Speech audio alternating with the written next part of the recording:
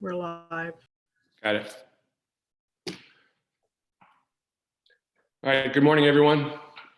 It is Wednesday, April 15th, 9 a.m. The council is meeting via telecommunications due to emergency protocols. For the record, this meeting is a continuation of our meeting of Monday, April 13th, and as such is convened in less than 48 hours notice. But participation will be limited to essential personnel via telecommunication due to the COVID-19 warnings concerning persons at risk in certain situations. Taking part in the meeting this morning will be Second Warden Andre Boudreau, Councilors Martha Ball, Chris Willie, and Sven Rissam, Town Clerk Molly Fitzpatrick, Interim Town Manager Jim Kearns, Town Solicitor Catherine Marola, Medical Director Mark Clark, I believe. EMA Directors Bill McComb, Peter Gemp, and Police Chief Vin Carlone. Also, Building Official Mark Tilson is with us. Furthermore, although this meeting was called under the open meeting laws as a result of the state of emergency declared by the President, and as a result of the state of emergency declared by the state of Rhode Island, and as a result of the state of emergency declared by the town of New Shoreham, and based on CDC and Rhode Island Department of Health recommendations, members of the public will not be allowed to attend this meeting. We thank the Blacktown Times for providing the opportunity for the meeting to be streamed and available later on. And the meeting is available on YouTube via information available on the town's website. If I do need to step away from the table at any point during the meeting, Second Warden Andre Boudreau will take over the duties and chair until my return. I'll remind the council and participants that I'll be calling on them to speak in turn and make every effort to identify who is talking for the benefit of those listening by phone. And a reminder for the participants to turn the cell phone indicators, ringers off, and that sort of thing to silence them.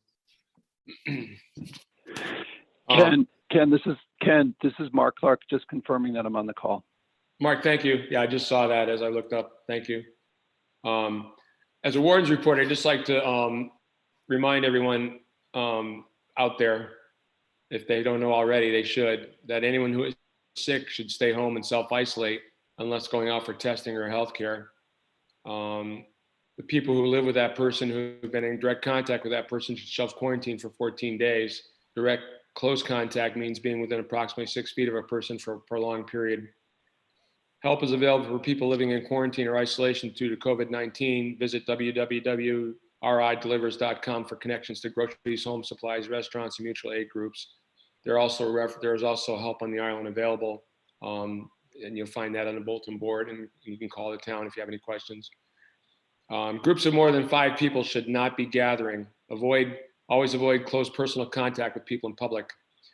As per the latest recommendations for the governor, all people in public should be wearing masks.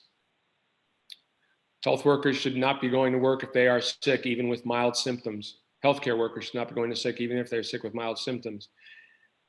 People who think they have COVID-19 should call their healthcare provider. Do not go directly to a healthcare facility without first calling a healthcare provider unless you're experiencing a medical emergency.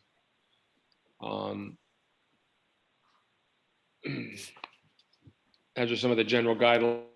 As you know, there's a lot available on the various websites and whatnot, and general information out there. So I definitely recommend everybody pay attention to those and pay attention to the governor's recommendations and her emergency executive orders that have been being issued almost on a daily basis.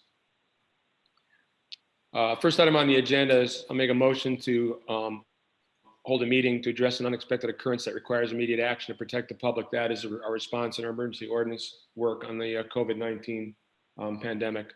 My motion is to hold this meeting. Second. Seconded by Chris or Andre. Who was it? Andre, thank you. Discussion? All those in favor, Andre? Aye. Chris Willie? Aye. Sven Rissam? Aye. Martha? Aye. And I vote aye. Vote is an affirmative to continue the meeting, to have the meeting.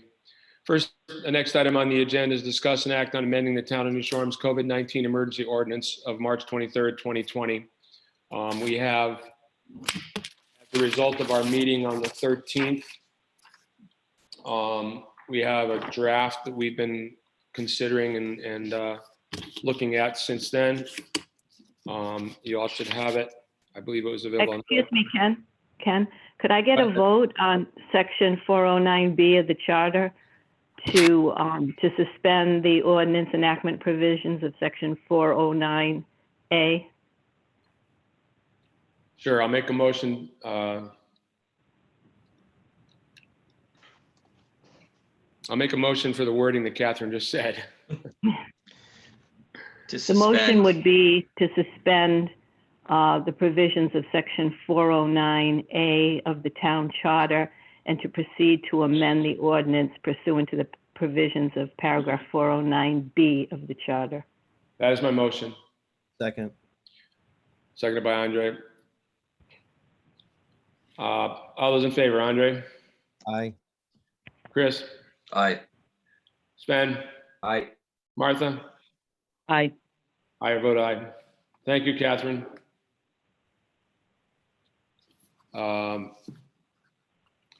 Getting back to it, as I said, we have a draft, an updated draft of the ordinance. Several changes that we made on Monday. I guess to open up for discussion, is there anything they want to start with to discuss this morning on this? Sven Riesel?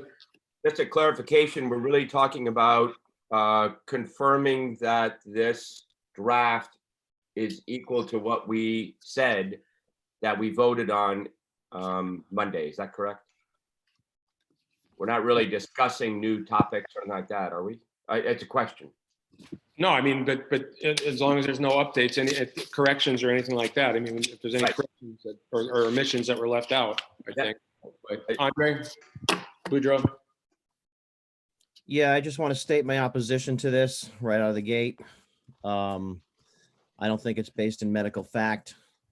I don't think it's based on a slow, deliberate, way of making the workforce go back to work. I think we're taking a dump truck full of people and dumping them in the middle of Water Street right out of the gate. I honestly, I think, the date was 2 weeks, 1 week, now it's next week. I think, well, just to summarize my feelings on this, I think we're putting way too many people back to work too soon. And that's what I have to say right now. All right. You take exception with the concept of dumping a bunch of people in the middle of Water Street. I think it's a lot more measured than that. And I think it's a workable solution, and it's a compromise to what we're seeing, what we're experiencing, and what the reality of life is out there. So I really take exception to that characterization. Does anyone have any other comments? Chris Willie? I agree with the position that Andre has. I do have a question though about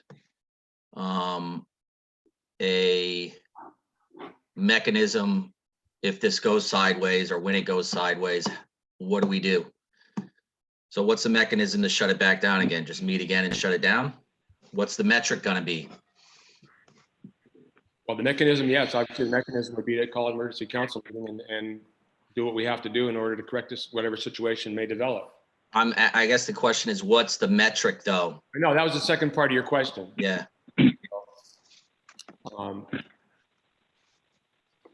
It's revoke the changes. Martha, was that you? It's me. Yeah, it's Martha. It's pretty simple. If people don't behave, changes get revoked. It goes back to what it was. I think Chris's before. point is how exactly do we know that is or is not happening? Is that it, Chris? Yeah, I think, I mean, hypothetically, to Martha's, people don't behave. I like that, but how are we going to know that, or what's that metric? And if we did, God forbid, get another positive case, does that mean we're shutting it back down again? Meaning, I'd like everybody to know that when this goes into place, that their participation is as critical. This is critical to this continuing in, if this passes, because it can get shut back down, and I think that has to be clear, especially if it doesn't look like it's going to work. Thank you, Chris. I think we'll continue to reevaluate. I mean, I think up until now, somewhere between the chief, I know Bill McComb, EMA director, the doctor, Jim Kern, have talked and met often.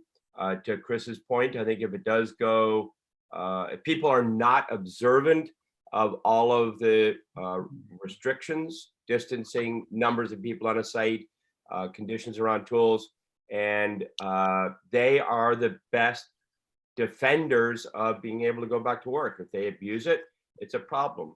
I don't believe personally that one case of COVID is a sign that this is the cause. That could be already here on the island. We don't know that. And I think right now it's continuing the same monitoring process that we've had. And if we need to shut it back, we shut it back. I think this is going to be a process that we're going to live with for the next 3 months, 6 months. You know, we're going to slowly figure out how to live. Living will be different than it's been in the past. And I think we have to be able to pull back at any time once we believe it's not being followed. Ken? Andre? Hold on. Uh, Hold on, Jim. Go ahead, Andre. No, go ahead, Jim. You may be able to, you might say something to answer my question. Go ahead, Jim. No, I was just going to reinforce what Chris said and then what Sven said. As we've watched the Governor Raimondo go through this, there's times where there has been a particular position taken, communicated out to the public, need you to work to this within this position.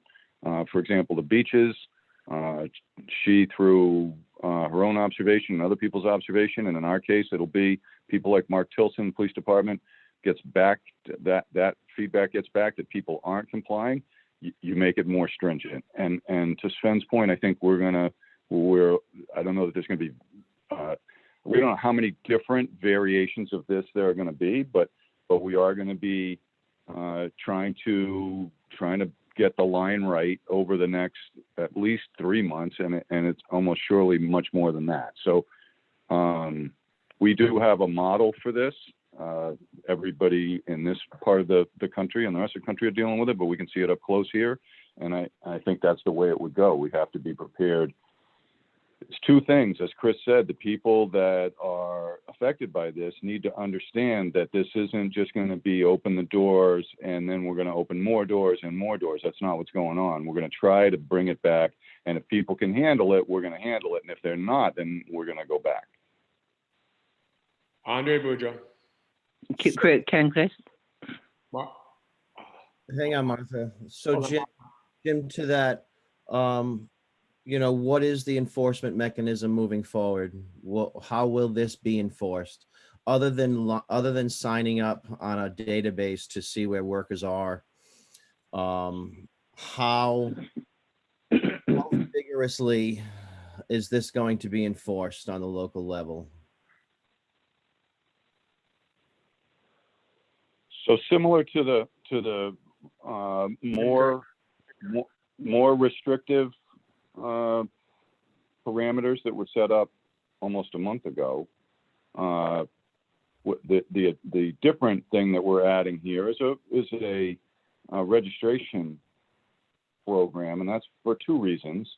One is so that it's easier for the people involved in enforcement and education and monitoring, because I think it's all three, to know where people are, as opposed to getting emails and the council getting emails and different things. Second thing is, I think it gives people who are working and living here the understanding that it's not a free-for-all. It's being managed, for lack of a better word. And to answer Andre's question, but I wanted to put those two ideas out first. It's not to be intrusive into people's lives, because I have already had those complaints. It is to try, and it is certainly extraordinary to ask somebody to register just because they want to run a small operation. But I think it's warranted in this case. And in terms of enforcement, for the people who are working on building sites, which is the majority of the people involved in this. It will be similar, and I only say similar because we need to be flexible to the setup we have now, which is the building inspector will get involved at the first level. Hopefully it's clarified and taken care of with the assistance of the police department. If not, then the police department gets involved in a more formal way, and there's an interaction with the police department, and the people who work in New Shorehams Police Department will deal with each individual circumstance based on their training and experience, because it's going to be different from different times. And I would just say, if you get to the point, as Governor Armando has said, where people are being defiant or out and out refusing to comply, then it gets to the point of a summons and what I would describe, my words, not anybody else's, more formal enforcement. But there's a number of phases before that, and in most cases in human behavior and in our society, people comply. And I think lastly, it is up to all of us and all of us in leadership positions to communicate to people that this is going to work if people have the right attitude. It's not going to work, and we're going to go back to closing everything down if people don't have the right attitude. I think that's much more valuable than having some communication that somebody got some kind of enforcement action. Oftentimes, we comply with laws in this country not knowing whether the person next to us got a ticket or got arrested or whatever it is. So it's not just about knowledge about other people getting enforcement actions. It's about the larger effort and seeing if we can come back to some level reasonably. Thank you. Councilman Willie, did you have your hand up? Oh, I did. I think, Ken, I did a while ago. oh, Martha, go ahead. Well, I wanted to say to begin with what I think we've been saying from the get-go, and we apparently can't say it enough, that it's up to everybody.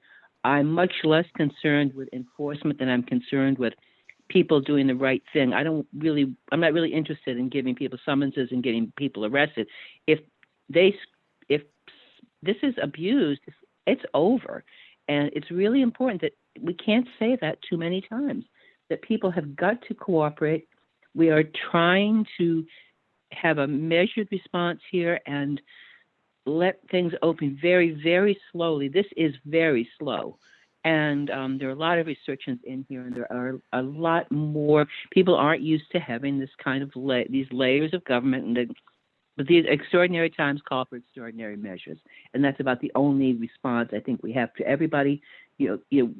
We're trying to meet you. You have to work with us. You cannot, if you mess this up, you mess it up for everybody. And that's part of it. The other thing I wanted to ask this at the get-go, I know some of us have had conversations sidebar conversations with Dr. Clark. And does a doctor have objections to what we have proposed? Has he had a chance to read it? Martha, I'm good. Ken, if it's okay, this is Mark Clark. Go I'd like to answer. Yeah, so I have, of course, read it. And I appreciate and I've been a part of the conversations and listening very carefully to your discussions. I have two comments, or really, when I read through, there are two areas that I think you potentially have a risk that maybe wasn't identified or wasn't specifically addressed. So you allow for commuting to the island for essential services in the amendment, correct? Well, that was allowed in the original. So, but I think that the definition of essential services was expanded in this update, correct? Yes, it was. Yes. To farming and agriculture, commercial fishing, lobstering, et cetera. And then some of those, weren't those in the original? Point of order. well, they're outlined in red in the update, so I'm not sure. I think particularly fishing and farming weren't included because I think we had the impression that they didn't need to be. So just hear me out for a second, because that's sort of peripheral to what my point is. So I think you have a potential risk that would need to be addressed, in that if you are allowing islanders in a limited capacity to work on job sites, and you are also allowing commuters for essential services to come to the island, you really need to, the exposure potential could be if one of those essential service personnel coming from the mainland is going to a site where there are job workers working on a project. So it's not explicitly addressed here, but I think that's sort of the Trojan horse kind of idea that you want to be very careful of. If you are going to allow limited folks to come over, as you do for essential services, and included in that is emergency repair, exterminator services. So the problem will be if they have contact with the folks who are also working in a site, and that may be an inadvertent consequence of the way that this is worded. So I just wanted to point that out, because I think where you're going to run into problems, yes, the virus could be here already, maybe is here already, but really the breaking the seal issue is with people coming to the island. So that's a potential risk that really needs to be carefully addressed in terms of if someone's coming over as outlined in your essential services or allowed to come over to provide an essential service, if they are going to a site where you already have some work being done, I think you want to explicitly prevent that from happening. Secondly, I think I read through it, but I didn't see anywhere in here where it says, I noticed, before this all went into place, if you went to I know the Big is closed, but if you went to the Big at lunchtime, basically everybody was there. So is there a way, if there are workers that are going back to work in a limited capacity, that you will prevent, lunchtime congregating of these different groups coming together to get their lunch, which is when they're going to be in close contact. So those are two things that sort of immediately come to mind as being potentially dangerous from what you've described here. Mark, the last two you talked about, the last ones you talked about are somewhat covered by what's in place already. You can't go to the Big and order a grinder. You have to call in an order that gets filled up. There's no walking into the deli and picking something up, picking up a sandwich. In those places where you can get takeout food, there is no congregating outside to eat your lunch and stuff. You must go in, pick up your food, and leave. So people are going to have to be bagging their lunch or doing something else because they're not going to be doing things in normal. That's the way it is right now. We haven't changed that. Okay, great. And then the only other is the first sort of question that I think would be a help. Yep. That is a concern, and I think that to some degree, as I said, everybody should be wearing masks. I mean, that's what the governor has told us. That's what everyone should be wearing masks. I mean, that already hasn't been happening, but it's going to happen now because everyone should have a mask on. You're starting to see people driving around in cars with masks on. They're not taking them off. Down at the boat, you see people picking up their groceries and things with masks on. And the boat, I'm sure the boat is making it very clear when you drive up to come over to the island that, the guidelines of interactions, safe interactions are going to be made very clear. We can add that to whatever pamphlets are being handed out over there if necessary, that, to halt the transmission, we need to follow strict CDC and Rhode Island Department of Health guidelines. So that is, we understand breaking the seal, Mark, and that's why we've done it. This limited allowance to go back to work is not in any way, shape, or form trying to open things up to have a bridge again and to have people walking across a bridge on a daily basis to come to work. And Ken, and this is Mark, I can see that and appreciate really the level of care going into all the detail in this. I know it's extremely complicated. And right now, the one thing that I'm pointing out is just if there's a way to prevent someone who is coming to the island from going to the same site where there are already workers present, I think that's really the single point that I'm making. Otherwise, look, I mean, no matter what you do, there is always going to be, and unless anything that is done, there will be some level of increased risk. And so I think the council is very careful, from what I can see, very carefully trying to have limited increase in risk using the best medical information that I can give you and that you already have, while still allowing some of these things to happen. I think that you've pretty carefully crafted something that might be workable. But the reality is, no matter what you do, there is always going to be slightly increased risk or potentially more increased risk. And so what is the risk-benefit ratio for the safety, health, and welfare of the island? And that's really up to the council to decide.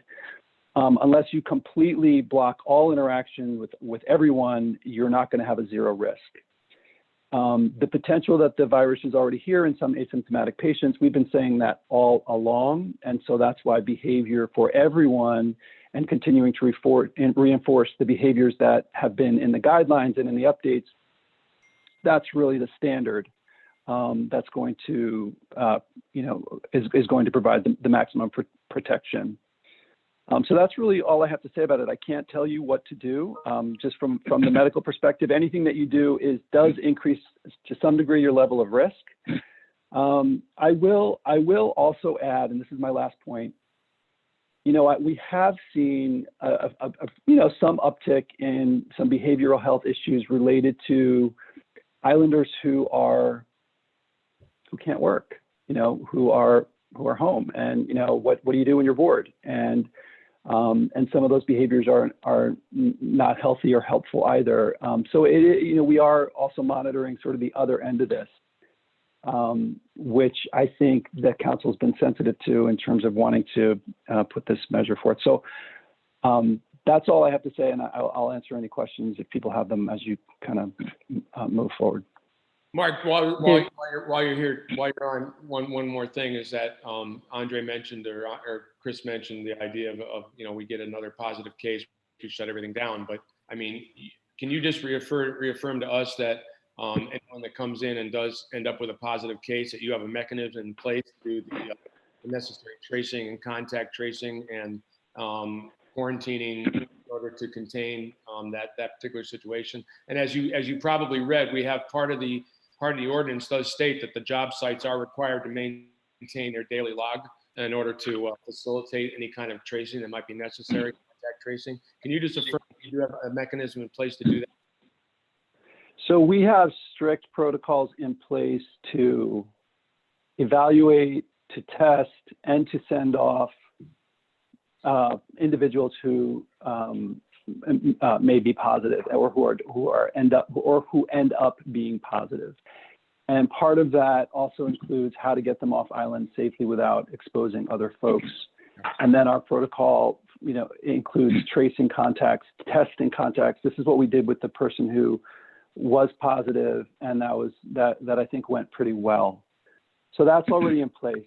I will tell you, I will be shocked if we don't have another case here. It's just the odds are it's going to happen. It's a question of time. No matter what we do.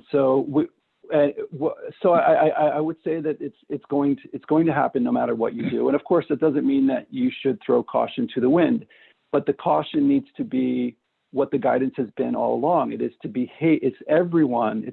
It really requires everyone on the island understanding that the person next to you possibly could be COVID positive.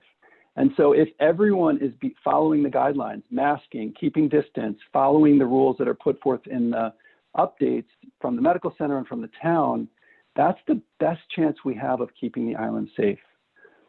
Secondly, if you do go forward and allow people to come to the island, it has got to be strictly following the guidelines that you're putting in place. And I would be very careful about having anyone coming to the island in a situation where they're going to mix with folks who are basically on island all the time, because I think that is, the weak link. But I'd be very surprised if we don't get another case. And we will continue to follow the protocol that if and when it happens, that we identify them quickly, we trace the contacts, we test the contacts. And also the only other thing, about keeping the community safe that I think it's important to reiterate is that while we are not screening everyone, because we just don't have the capacity, and no one does, it's not just Block Island, it's not available yet to screen everyone. I will say that we have a low threshold. So if someone is ill, or if someone suspects, or especially if somebody came back and is quarantining and has any kind of even vague symptoms that they don't feel right, we will test you, because we want to very quickly jump on, identify, and act on any potential positives that are out here. So that is just a message to the community to reach out to the medical center if you think you're at risk or need testing or having symptoms, which might be vague. In the beginning, we thought it was just, flu, respiratory symptoms, but now we know it can be diarrhea, can be severe fatigue, can be bad sore throat. And we have ramped up the testing. We can test individuals, and we're interested in testing folks who are symptomatic. So that's the other piece from from the medical center. So I don't want to take you off track too much, but those are my thoughts on that. Thank you, Mark. Okay. Thank you, Can I doctors. just have one response? Excuse me. Ben, Two things. Thank you, Dr. Clark. That was really helpful, just reinforcing. In the ordinance right now, it says no more than two people may be present at any job site, regardless of the type of work being performed. I guess a question to Kathy, if we need to go here, is to make sure that that includes essential personnel or essential activity, excuse me, because the way it's written, it sounds like it, but it is in 9B. Because I agree with Dr. Clark. The intent is 1 to 2 people at any one site. And that doesn't mean 3 delivery guys and 2 carpenters. That means 1 to 2. So I think that's stated in there. That was the intent. I just want to clarify. Thank you. Martha, go ahead. No, well, we had, I should clarify too, we had a couple of the extra things, or simply services that are not available on the island that I think we talked about emergency telecommunications repair, veterinary care. And I'm not exactly sure why. I thought some of these were falling out of essential into work activities at a certain point. Chris Willie? That's my biggest issue with this one of the biggest issues with this whole ordinance is the term essential. I don't like it. I know how it's going to get interpreted. It's been proven to be interpreted the wrong way over the past 3 weeks. Dr. Clark's point is well taken. And, my suggested fix was just, particularly for off-island traffic, was simply if it's an emergency only. And that's not what this ordinance says. It says essential. And once you're christened essential, it gives, I think Andre actually brought the good example up last time in the restaurant industry. You're essential. Does that mean everybody can go back and forth and not have to quarantine? And it's just a problem. And, I'll leave it at that. I'll put this actually goes to a little bit what Jim said earlier. The state and the governor have as they impose different requirements. Let's take the face mask, for instance. That's a requirement for grocery stores now. Anybody that's in face-to-face public service, the Department of Business Regulation is going to be spot checking. All right, and we're essentially taking the same approach. We're having certain requirements to allow people to go back to work, and I would assume it's going to be spot checked. I don't want another scenario like we had 3 weeks ago with the Marino property. That really pissed me off. All right, and that's I'm not gonna tolerate it this time around. It's not fair to everybody out here that does the right thing to see something like that happening. I don't want to see it happen again, and I'll leave it at that. Andre Boudreau. I don't see it in the ordinance, but I thought we would discuss it earlier. It would be people on job sites in an empty house. I don't see empty house here. And I know it was part of the discussion at one point that I thought we all agreed on, but I don't see it in the ordinance. Maybe Kathy can help me with that. Yes, my notes indicate what the actual votes were. There were a lot of discussion about several different things and ways to approach it, but this came from the actual votes as made by the motion. Yeah, I don't remember talking about it in any great detail other than just mentioning it.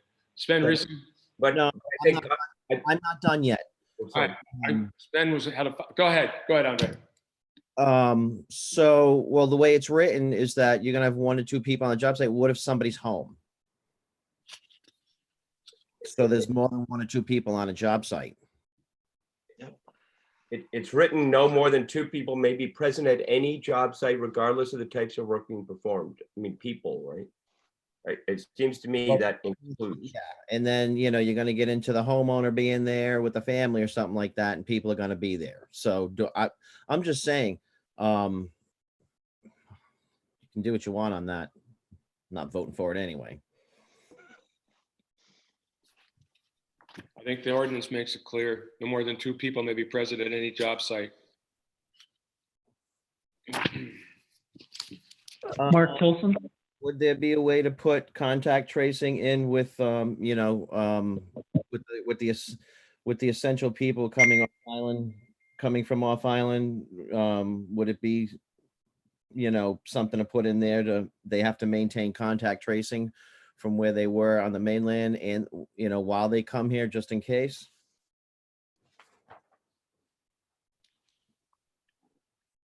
They should be doing that anyway, according to the governor. The governor's, she hasn't made it an ordinance, but she certainly strongly reinforced it and, you know, stopped just short, I think, of making it an ordinance. Okay. Mark Tilson, are you there? Yes, I just had a comment. On the workers working on a job site with the possible homeowners being there, if the ordinance explicitly states only 2 people can be on a job site, that's all that can be on the job site. So if the family's there's a family of 4, 2 workers cannot go to that job site. It's very clear. Thank you, Mark. All right, Sven Reese. Okay, good. Is it time to call for a vote? Not yet, Martha. What if you have an emergency? There's literally nowhere to go.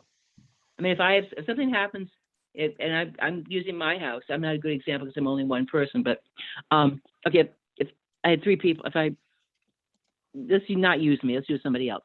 If any one of you folks on the council had something at your house that you could not fix, it was an emergency, where are you going? But can you be more specific, Martha? What are you talking about? If you have an emergency at your house, What you kind need of something emergency? repaired What kind of that you emergency? can't, something that you can't fix yourself. Uh-huh. I can't take apart my gas stove. I can't fix my refrigerator. Okay, so if you call up the gas company, you call up the company, Or they the repair it. or something like that where they needed to, if something was, generally speaking out here, it's one person, but maybe there's something where they needed 2 people. And go for a ride. And I guess that's the only thing you can do is go for a ride. Sure.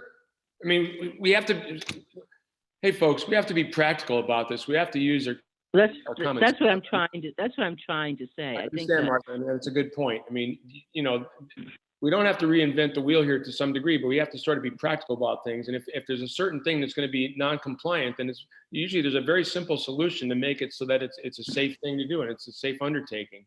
And if you have any questions about it, you know, ask around a little bit. I'm sure we can figure it out.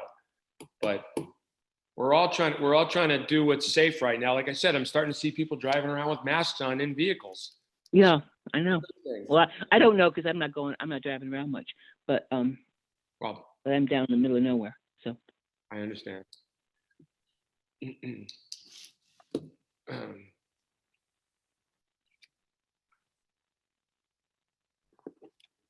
Can I ask a question? Of course, Andre Boudreau. Is Bill McComb online there? I am, Andre. Hey, Bill, I noticed, has there been any changes to the ferry schedule since we last met? No, the ferry schedule, it was posted yesterday. It's remaining the same as it has been for the last 3 weeks or so, with 1 boat a day, with the exception of Monday and Thursdays, which if you were leaving the island, allot you about 1 hour and 45 minutes if you were to go to the grocery store or something. Other than that, there's no changes till we have it posted till May 3rd. However, what we'll be doing is working with the council and, as far as the change after that, if there is a change after that. So there's currently no change on May 4th or May 8th for more boats? There's That's currently correct. nothing No, it's posted? going to be about, just like this last one we had, we extended it, and we had said when they had put it to the one boat, that they would, what we would do is evaluate it based on the need and the direction and the policies that the council has in place. As you know, we've tried to, from the boat aspect, of work hand in hand with that. And with that, they've extended it to the 4th. There is no schedule after the 4th. That will be evaluated in the coming weeks. Kind of looking at it the same way the council is, like a 2 week by 2 week view. Thank you, Bill. Any further questions or comments? Hey, Ken, can I add one thing? Sure, Bill McComb. Off of that, one thing I will say is that, as we know, there's the one boat coming over. There's quite a bit of freight. We just ask people that if they kind of stagger their time trying to pick up their freight, particularly because it's groceries and stuff, so we don't have a large crowd at one time. So just kind of be mindful of that. That's all. I know it's off the topic a little bit, but I just wanted to get that out. Thank you. And also maintain social distancing. Absolutely, and masks. Thank you. Thank you, Bill. Any further comments from anyone? Molly, do you have any comments? Andre Bujo, I'm just asking the clerk if she's gotten any comments. I understand. I'm just trying to Thanks, identify who you are. Thanks, Andre. Nothing's come in right now during the meeting. Okay, I'll make a motion to approve the amended emergency ordinance of the town of New Shoreham dated April 15th, 2020. Second, Seconded by Sven. I'll call the roll. Andre Bujo, I just want one more thing to discuss. I just want to make it abundantly clear that some people have said that they understand this is hurting their business. They thought, but they're willing, they think it's too soon. Nantucket has apparently put a moratorium on construction and landscaping. I'm gonna go on record as saying I don't think that this is measured enough. I don't think it's safe, and I think it's going to be abused, and I vote no. Ben Rissom, I vote yes. Chris Willie. Nay, That's a no, I assume. Martha. no, Martha? Aye. Aye. I vote aye. Motion carries 3-2. Motion to adjourn. Second. Seconded by Andre. All those in favor? Aye. Andre, Aye. Willie, aye. Ben? Aye. Martha? Aye. I vote yes. Meeting is adjourned. Thank you all.